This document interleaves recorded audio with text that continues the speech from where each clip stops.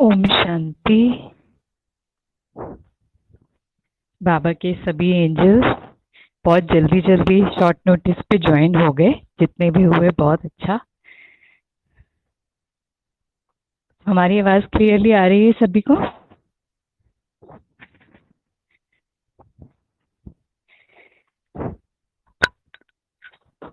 Okay okay, एक second में दरवाजा खोल लेती हूँ। मैं अभी अपने रूम पे आ रही हूँ, एक सेकंड।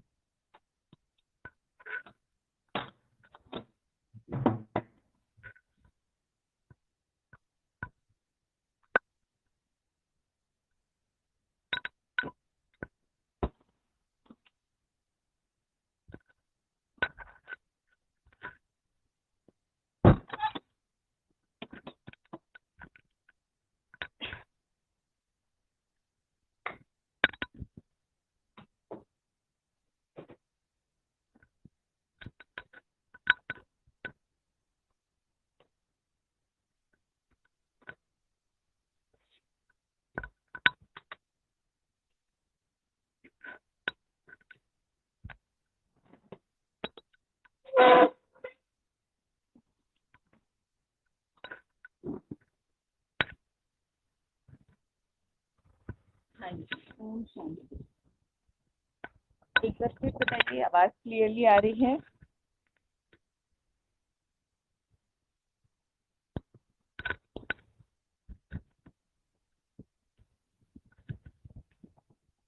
ओम शांति, आवाज क्लियरली आ रही है? आ रही है। आ रही है, ओके, ठीक है जी। अच्छा, तो अभी हम जैसे मुरली रहस्य बाबा का सुन रहे थे। हाँ, भाई जी ने बहुत सुंदर सुनाया।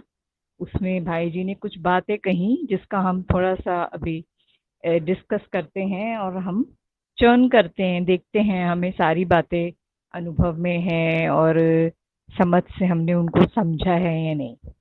ठीक है, तो उसके बारे में हम थोड़ा सा बात करते हैं।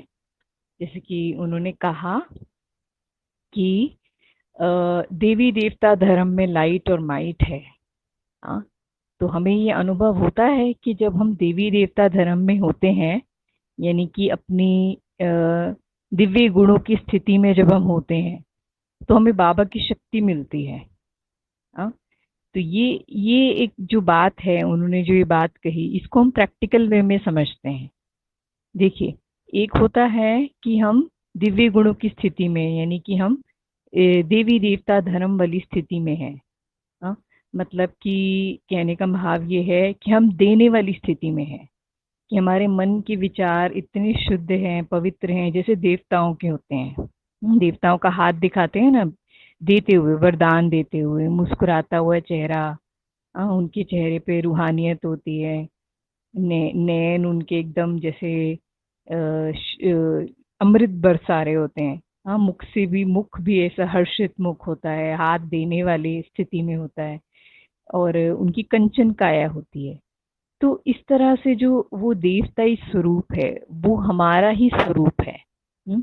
वो मन की स्थिति का उन्होंने मंदिरों में जैसे कि एक दर्शन दिया है हमें, कि जिस आत्मा में ऐसे-ऐसे गुण होते हैं, हर्षित मुख रहती है, सदा अलंकारों से सुसज्जित रहती है, यानी कि सुदर्शन चक्र हो गया, गदा हो गया, कमल फूल हो गया। हाँ, मतलब कमल फूल न्यारा प्यारा। गदा मीन्स मन को हम कंट्रोल में कर लेते हैं। हाँ, फिर स्वदर्शन चक्र मतलब स्व का दर्शन करते रहते हैं। हाँ, फिर एक और है। हाँ, और क्या है? शंख। हाँ, हम मुख से मीठी वाणी बोलते हैं। तो ये देवताई स्थिति है। हाँ, तो जो आत्मा अपने विचारों को इस तरह से बनाती है कि मैं न्यारी हो जाऊंगी बातों से। हाँ, मन को कंट्रोल में कर लूंगी। हाँ, और मुख से हमेशा मीठी वाणी बोलूंगी। हाँ, और क्या है? एक और है ना, कमल फूल हो गया, गदा, शंख और पद्म। हाँ, तो ये ऐसी स्थिति जब हमारे विचारों में होती है, तो हम देवताई स्थिति में होते हैं।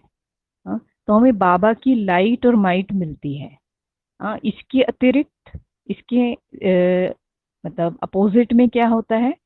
कि जब हम साधारण मनुष्य वाली स्थिति में होते हैं, जब हमें ऐसा लगता है कि इसने ऐसा क्यों बोला, इसने ऐसा क्यों किया, हाँ, या फिर हम कहते हैं ये तो ठीक नहीं हुआ, क्रिटिकल हो जाते हैं, जजमेंटल हो जाते हैं। तो ये जो दूसरी वाली स्थिति है वो मनुष्य की स्थिति है, उसमें हमें बाबा की लाइट और माइट नहीं मिलती। हम्म तो ये हमारे ऊपर हुआ ना कि हम अपनी स्थिति को कैसा बनाएं। हम्म विचारों से ही हमारी स्थिति बनती है। तो बाबा ने जो मुरली में, जैसे हमें बाबा रोज कहते हैं कि बच्चे, देवी देवता धर्म में बहुत लाइट और माइट है।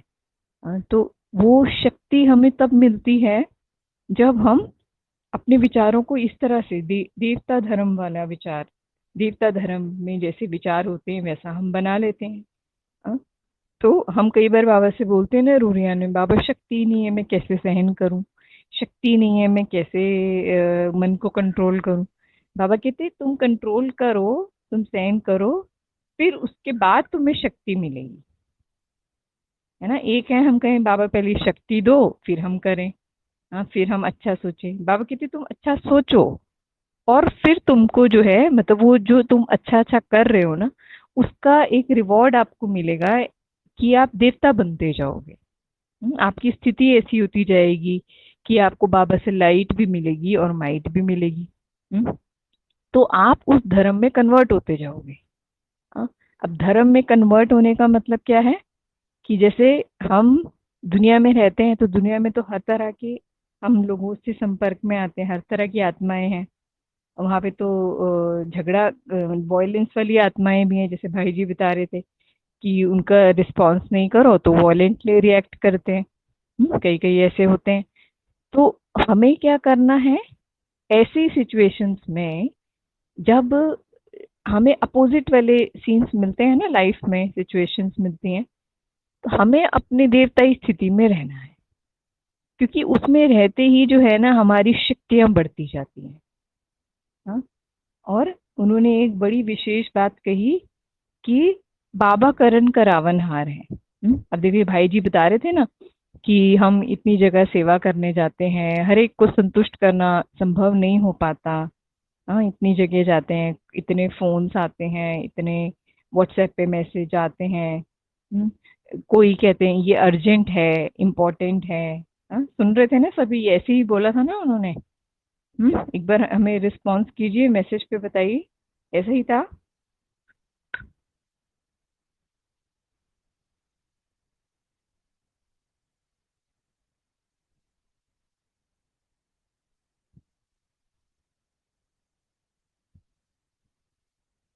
हम्म ठीक है। तो जब हम ऐसी आत्माओं से जैसे संपर्क में आते हैं, कोई हमें कहें आप हमें पहले अटेंड कीजिए ना, जैसे अर्जेंट है ये तो, इम्पोर्टेंट है ये तो हम क्या करते हैं उस समय पर प्रायोरिटाइज करते हैं चीजों को। हाँ, मतलब कि कौन सी चीज ज्यादा अर्जेंट है अभी। हाँ, तो उन्होंने एक सुंदर बात कही जो बाबा भी मुरली में हमेशा कहते हैं, कि सब कुछ इम्पोर्टेंट है, सब कुछ अर्जेंट है। मैं ये नहीं कहता आपको कि आप घर गृहस्थ छोड़ो या अपने कार्य छोड़ो, ये शरीर का संभाल नहीं करो, उसको तकलीफ दो। नहीं, सब कुछ इम्पोर्टेंट है, लेकिन सबसे ज्यादा इम्पोर्टेंट क्या है? हम्म सब कुछ करते हुए पहले इम्पोर्टेंट है बाबा की याद। हम्म तो जब हमें बाबा की याद है, पहले उसको प्रायोरिटी देना है।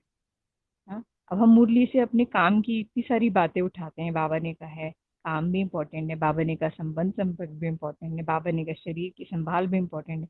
अब ये तो हमें देह अभिमान में ले जाती हैं ये बातें तो।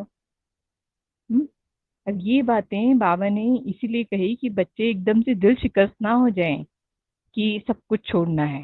हाँ, इसका मतलब ये नहीं कि हम पहले इन बातों को प्रायोरिटी दें कि संबंध भी निभाना है, सक्सेस भी चाहिए, फिर हमें शरीर की भी संभाल करनी है, फिर हमें सब कुछ मतलब दुनियावी सब कुछ करना है। अगर हम उसको प्रायोरिटी देंगे ना तो बाबा की याद पीछे हो जाएगी। तो उन्होंने कितना सुंदर बताया कि सब कुछ इम्पोर्टेंट है लेकिन प्रायोरिटाइज करो। जो बड़े बड़े कंपनी के एमडीज होते हैं, मैनेजर्स होते हैं, वो क्या करते हैं? अब उनके अंडर इतने सारे काम कर रहे होते हैं, वर्कर्स होते हैं, सबॉर्डिनेट्स होते हैं। वो इम्पोर्ट वो देखते क्या ज्यादा इम्पोर्टेंट है। हम्म, वो हर एक की हर टाइम नहीं सुनते ना। उनका रूम भी अलग होता है, उनका मीटिंग टाइम अलग होता है, अपॉइंटमेंट्स होती हैं। तो मतलब विधि होती है, उनके सिस्टम होता है, एक विधि होती है हर कार्य को करने की। वो डायरी बनाते हैं। वो इम्पोर्टेंस देते हैं कि कौन सी चीज पहले ज्यादा इम्पोर्टेंट है। हम्म, तो हमें बाबा ने कहा, हमें बाबा ने सम्मान दिया, आप बड़े से बड़े दुनिया के रिचेस्ट और होलीएस्ट और सबसे बड़े बिजनेसमैन हो, तो आपको ये प्रायोरिटाइज करना है, कौन सी चीज अर्जेंट है, कौन सी चीज पहले करनी है। हम्म, किस चीज के बारे में चिंतन करना है, किस चीज के बारे में चिंतन नहीं करना है। हाँ, क्योंकि जिस चीज के बारे में चिंतन करेंगे ना, पहला चिंतन जो होगा हमारा, हमारी शक्तियाँ, हाँ हमारे शक्तियाँ उसी तरफ जाएंगी। तो हमारा तन की शक्ति, मन की शक्ति उस तरफ जाएगी, फिर बाबा तो पीछे हो जाएगा। तो इसीलिए जो बाबा ने हमें सिखाया, इसको बहुत, ये बात हम रोज सुनते हैं, लेकिन इस पर हमारा अटेंशन होना बहुत बहुत जरूरी है, रोज अटेंशन देना है कि पहले बाबा, फर्स्ट थिंग फर्स्ट। हाँ, उन्होंने बुक बताई ना, habits of 7 habits of highly influential people. तो उनकी प्रायोरिटी जो होती है ना, वो सेट होती है। हाँ, उनकी मन बुद्धि का चमत्कार होता है ये, कि वो सेट कर पाते हैं चीजों को ठीक से ऑर्डर करना। मतलब कौन सी चीज पहले करनी है, कौन सी चीज को प्रायोरिटी पहले देनी है। हाँ, और फिर उसको ऑर्डर से करना, ये है मन बुद्धि की शक्ति का कमाल। हम्म, इसको ही बाबा कहते हैं ना कि आप अपनी बुद्धि का चमत्कार दिखाओ। तो ये बुद्धि का चमत्कार है, बाबा से एकाग्रता की शक्ति का चमत्कार है, कि हम चीजों को ठीक से ऑर्डर कर पाते हैं, प्रायोरिटाइज कर पाते हैं, और अपने समय, हाँ, और संकल्प शक्ति की बचत कर पाते हैं। इस पे बहुत ध्यान दीजिएगा। हम अव्यक्त मुरलियों में ये सारे बाबा के इशारे सुनते हैं, लेकिन प्रैक्टिकल में हम कितना कर पाते हैं, ये हमें अपने से पूछना है।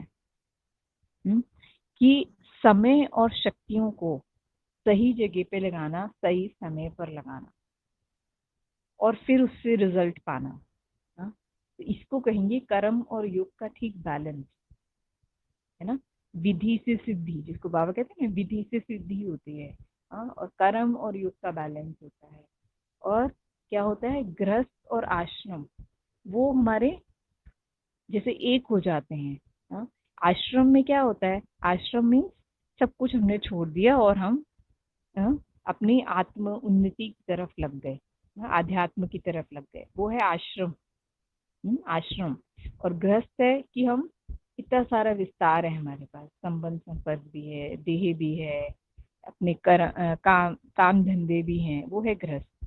बाबा गृहस्थ आश्रम इकट्ठा करना चाहता है। उसके लिए ये मॉडर्न वेज जो बाबा ने बताया ना, कि देखो आज की दुनिया में भी ये चीजें होती है कि वो टाइम और संकल्प की शक्ति को बैलेंस करते हैं, मैनेज करते हैं। हाँ, तो ये जो बाबा हमें ज्ञान दे रहे हैं, ये मॉडर्न मॉडर्न इंडिया के लिए है, मतलब मॉडर्न वर्ल्ड का ज्ञान है, जो दुनिया में लोग अप्लाई कर रहे हैं। लेकिन उनके पास बुक्स हैं, नॉलेज है, हाँ, टाइम मैनेजमेंट की थ्योरीज हैं, सब कुछ है, लेकिन करते हुए वो रिजल्ट भी पा रहे हैं, लेकिन साथ साथ कहीं कहीं मन की शांति, हाँ, खो देते हैं। लेकिन हमें बाबा ने दोनों का जैसे कि मेल बताया, कि कर्म और योग, गृहस्थ और आश्रम, वो मैनेजमेंट थ्योरीज प्लस बाबा की याद। हाँ, तो ये इन दोनों का कॉम्बिनेशन जो है ना, ये हमें सफलता की ओर ले जाता है। हाँ, तो ये वाली बात को हमें अच्छी तरह से नोट करना है, कि कर्म और योग का बैलेंस, और गृहस्थ और आश्रम, और इसमें रहते हुए हमें चीजों को जो हम प्रायोरिटाइज करते हैं, कि कौन सी चीज पहले करनी है, इससे ही सारी हमारी सफलता का जो है ना मूल है, यही, इसी से हमें सफलता मिलती है। हाँ, तो ये वाली बातें जो हैं, कि हमें क्या करना है, कि हमें बाबा की याद को फर्स्ट रखकर, और हर चीज को जो है उसके आस पास जो है ना, जैसे कि मैनेज करना है अपना डायरी में या बुद्धि में हम एकदम नहीं कर पाते जब तक हमें प्रैक्टिस नहीं होती। हमें डायरी पेन लेकर ऑर्डर करना है चीजों को, कौन सी संकल्प मुझे आज करने हैं, हाँ, और उनसे क्या रिजल्ट निकलने वाला है, हाँ, और जितना हो सके हम न्यारे होते जाएं, अपना जितना हमारा विस्तार है उससे हम न्यारे होते जाएं, उसको रखें लेकिन बैक ऑफ द माइंड रखें। डायरी में लिख लिया आपने, और लिख कर और उससे रिलेटेड क्या क्या चीजें हमें करनी है, क्या पुरुषार्थ करना है, वो हमें क्लियर हो और वो हम करते भी रहें। लेकिन फ्रंट माइंड में क्या रखें कि आज हमें अपने आत्म उन्नति के लिए क्या करना है। बैक ऑफ द माइंड अपना ये वाला रखें कि हमें जो इस दुनिया के विस्तार का जो भी हमें करना है उसको डायरी में लिख लिया, समझ लिया, और उससे रिलेटेड प्लान हमने बना लिया। हम्म? और फ्रंट माइंड में क्या रखें कि आत्म उन्नति के लिए क्या करना है। हाँ? तो इसमें इनिशियली आपको थोड़ा ऐसा लगेगा कि कुछ चीजें छूट जाती हैं जिसको हमने प्रायोरिटाइज किया था, इम्पोर्टेंस दिया था। लेकिन विद प्रैक्टिस, जैसे अगर हमने 7 डेज का प्लान बनाया है या 11 दिन का प्लान बनाया है, तो धीरे धीरे धीरे जो है ना, आपको ऐसे लगेगा कि वो जो डिटेलिंग वाली जो डायरी में आपने लिखी थी, आपकी विस्तार वाली बातें वो भी हो रही है और आत्मोन्नति वाली भी हो रही है। हम्म? तो बाबा की याद रखते हुए हमें वो सब करना है। हाँ? तो वो भले भूल जाए लेकिन बाबा की याद नहीं भूले। हाँ? तो इस तरह से जो उन्होंने बातें बताई, हाँ, अपनी क्लास में, उसको हम इस तरह से इम्प्लीमेंट करें। हम्म? कि देखें। और साथ में ये भी बात कि जैसे उन्होंने बोला ना, सभी को संतुष्ट करना संभव नहीं होता, लेकिन इसका अर्थ ये भी नहीं कि हम वो लक्ष्य नहीं रखें। हाँ, लक्ष्य रखते हैं हर चीज के लिए, और उसके बाद जो होता है ना, तब हम कहते हैं कि संभव नहीं हो पाता कि सभी को संतुष्ट कर सके, ये सारे कार्य कंप्लीट कर सके। हाँ? लेकिन पहला लक्ष्य हमारा है कि हमें एक्यूरेसी और परफेक्शन का ही तो रखना है ना, पहला लक्ष्य तो यही है हमारा।